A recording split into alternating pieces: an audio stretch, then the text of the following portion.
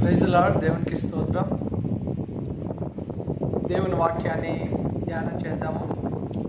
ఈరోజు వాక్య భాగము, వాక్యాంశము క్రైస్తవుని పతనానికి కారణాలు భక్తి లోపించడం లేదా భక్తిలో పెరగకపోవడము, లోతైన భక్తి లేకపోవడము, లోతైన అనుభవము లేకపోవడము, ఇవన్నీ కారణాలు. క్రైస్తవుని పతనానికి కారణాలు అనే ఈ సిరీస్లో ఈరోజు వాక్య భాగ లేఖనము, నిర్ణయించబడిన లేఖన వాక్య భాగాన్ని దేవుని వాక్యం చదువుతాం. లూకా సువార్త 17వ అధ్యాయము, లూకా సువార్త 17వ అధ్యాయము 28వ వచనం నుండి కొన్ని మాటలు చదువుతాం.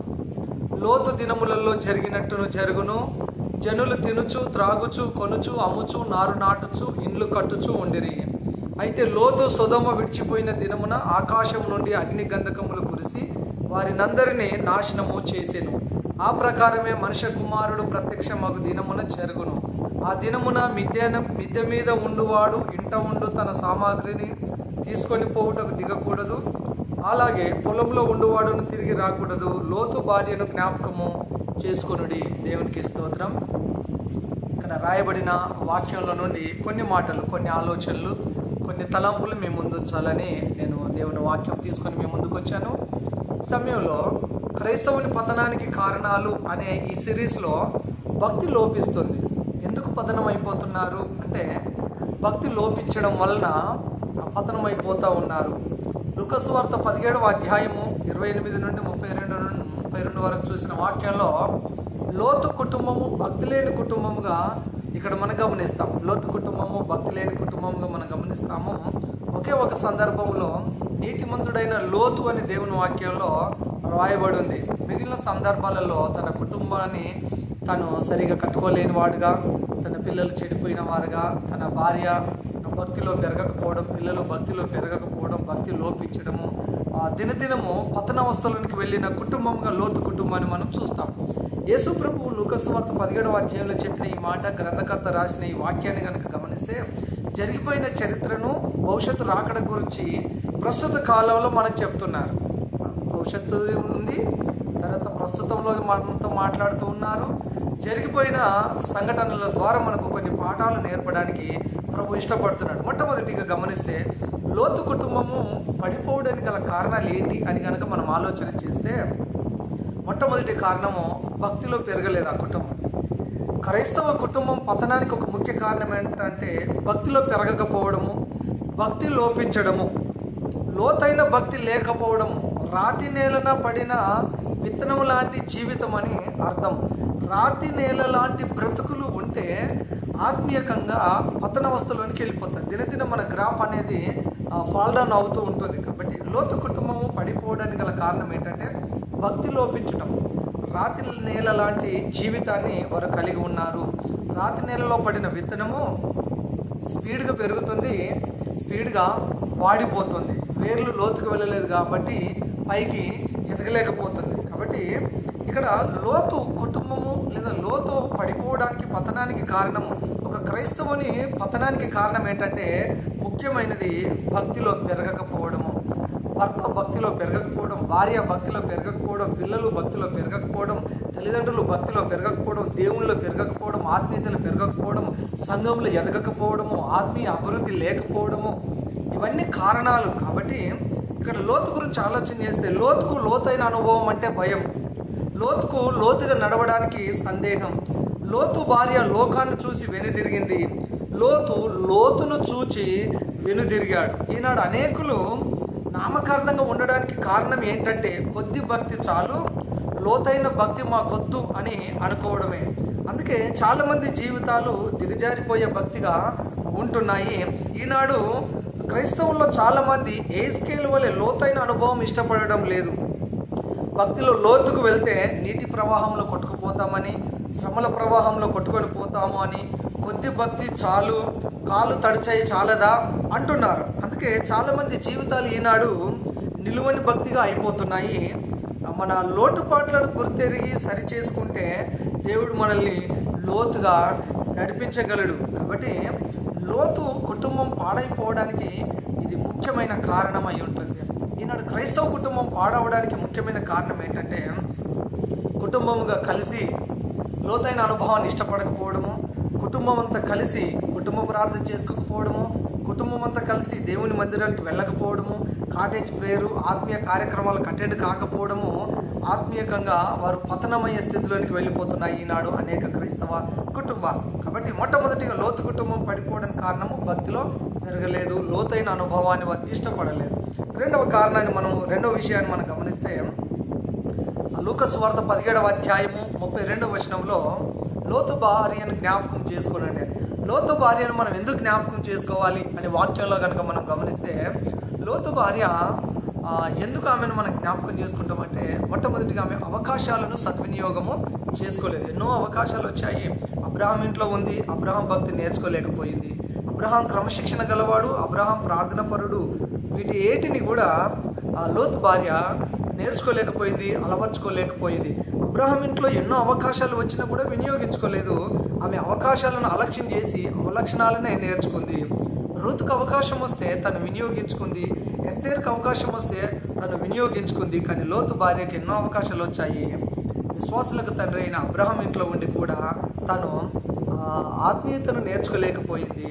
తను వెనుకకు చూసింది, తను ఉప్పు స్తంభముగా మారిపోయింది. లోతుగా ఆలోచించే జ్ఞానం లేదు లోతు భార్యకు. అందుకనే ఆమెను జ్ఞాపకం చేసుకోవాలి.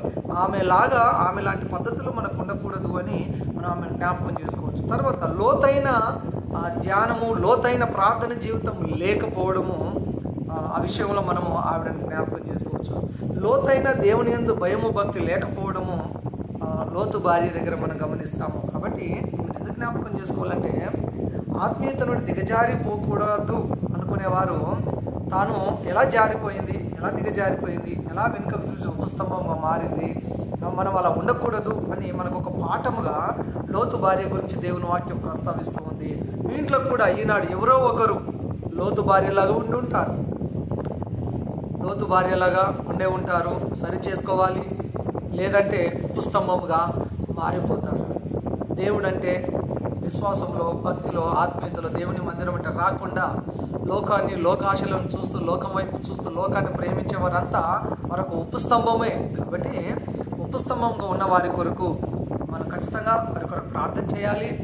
వారిని మారు మనసు కొరకు ప్రయాసపడాలి. వారిని మరలా ప్రభుతో, దేవుని సన్నిధితో వారిని అంటుకట్టాలి. దేవునిలోనికి తీసుకొని వచ్చే వారంగా మనం తప్పకుండా ఉండాలి.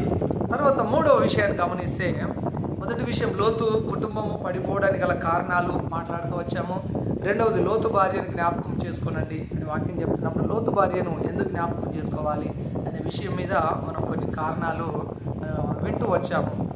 చివరిది మూడవ విషయాన్ని మనం గమనిస్తే ఏ సందర్భాలలో మనం లోతు భార్యను జ్ఞాపకం చేసుకోవాలి. లూకా సువార్త 17వ అధ్యాయము 30 నుంచి మనం గమనిస్తే అక్కడ చూస్తాము. లోతు భార్యను ఏ సందర్భాలలో మనం జ్ఞాపకం చేసుకోగలమంటే ఒకే ఒక సందర్భం, యేసు రాకడను కూర్చున్న సందర్భంలో మాత్రమే మనము తనను జ్ఞాపకం చేసుకోగలము. వెనుకకు తీసిన భర్తగా లోతు ఉన్నాడు, వెనుక చూసిన భార్యగా లోతు భార్య ఉంటుంది. వారు వెనుతిరిగారు, ఆత్మీయతను దిగజారిపోయారు, ఫాల్ డౌన్ అయ్యారు. ఆయన రాకడ గురించి యేసయ్య చెప్తున్నప్పుడు వీరిని గుర్తు చేశాడు. రెండవ రాకడను మర్చిపోవద్దట. రెండవ రాకడ కొరకు సిద్ధపడుతూ ఉండాలి. ఎత్తబడే గుంపులో మనం ఉండాలి, ఎత్తబడాలి. ఇద్దరు ఒక మంచం మీద ఉంటారు, ఒకరు ఎత్తబడతారు, ఒకరు విడువబడతారని. ఇద్దరు స్త్రీలు తిరగలు విసురుతారు, ఒకరు ఎత్తబడతారు, ఒకరు విడువబడతారని. విడువబడే గుంపులో మనం ఉండకూడదు, మనం ఎత్తబడే గుంపులో ఉండాలి. యేసయ్య రాకడలో ఎత్తబడాలంటే మనల్ని మనం సిద్ధపరచుకోవాలి, తప్పులను సరిదిద్దుకోవాలి.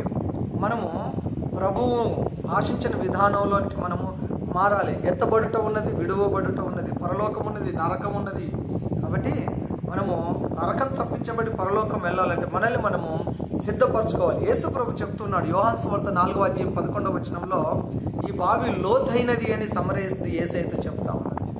యేసు ప్రభు జీవజలముల ఊట, నేను నీకు జీవజలములను ఇస్తానన్నాడు. యేసు ప్రభువును మనం లోతుగా తెలుసుకోవాలి. ఆ లోతైన బావిలో ఆ జీవజలములు ఉన్నాయని తన అభిప్రాయం సమరయిస్తుంది. కానీ యేసు ప్రభు అన్నాడు, నేను నీకు జీవజలములను ఇస్తాను, మరెప్పుడు తప్పిక కాకుండా నేను నీకు జీవజలములను ఇస్తాను.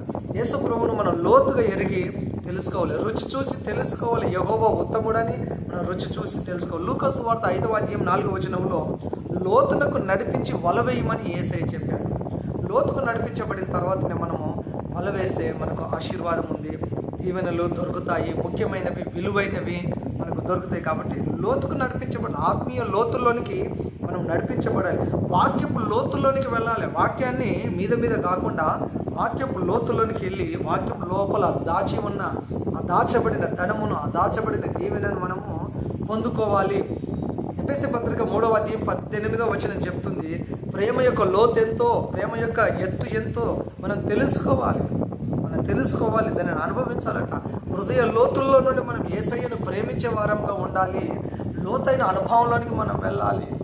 చీలమండల వరకు కాదు, మోకాల వరకు కాదు, నడుముల లోతు కాదు, ఈతలు మునిగి తేలే ఆత్మీయ అనుభవంలోనికి మనము వెళ్ళాలి. ఒక మనుషుడు రొట్టె వలన మాత్రం కాదు, దేవుని నోటి నుండి వచ్చే ప్రతి మాట వలన బ్రతుకుతాడు. కాబట్టి తప్పకుండా మనము మన ఆత్మీయ జీవితం లోతైన అనుభవం కూడా మనము వెళ్ళాలి. సంవత్సరాలు గడుస్తున్నాయి మనం ప్రభువుని అంగీకరించి, ఇంకా క్రైస్తవులముగా మనము పతనావస్థలోనికి వెళ్ళిపోతూ ఉన్నాము. కారణం ఏంటంటే పరిస్థితులను చూసి, లోకాన్ని చూసి, ఈ అప్డేటెడ్ వరల్డ్లో ఒకరు చూసి ఒకరు లోకాన్ని చూసి మనల్ని మనము లోకంలోనికి మారిపోతున్నాం, కానీ దేవుళ్ళలోనికి, ఆత్మీయతలోనికి మారిపోలేకపోతున్నాం. కాబట్టి ఈ సమయంలో మనం గమనించాల్సింది, క్రైస్తవుని పతనానికి ముఖ్యమైన కారణం ఏంటంటే భక్తి లోపించడం. ఈ రాత్రికాల వేళలో చిన్న సందేశాన్ని మనం వింటున్నాము. భక్తి లోపించినట్లయితే మనము క్రమక్రమంగా మనం పడిపోతాం, మనం ఆత్మీయతను దిగజారిపోతాం.